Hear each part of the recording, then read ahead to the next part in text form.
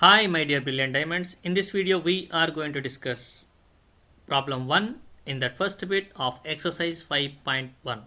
Before proceeding further, we welcome you to your favorite learning platform, Good Bricks.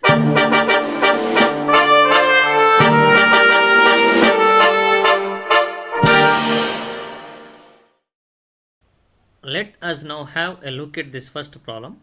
In this problem they have given that taxi fare for the first kilometer is equal to 15 rupees. Then after for each kilometer 8 rupees they have given.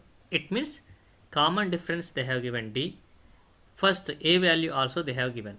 Now the question is we need to check whether this given situation or information forms an AP or not. For that we are going to use this formula. An is equal to A plus n minus 1 into D. Using this formula, we are going to find second and third terms of the given information. Then we can confirm whether this given information will form AP or not. So using the given information, we can find taxi fare for the second kilometer, that is 15 plus 8, 23.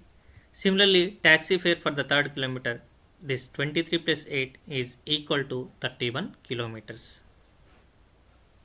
From our explanation, we can notice that term 1 is equal to 15, term 2 is equal to 23, term 3 is equal to 31. And if you look at the differences between any two terms, that is same. How much? 8.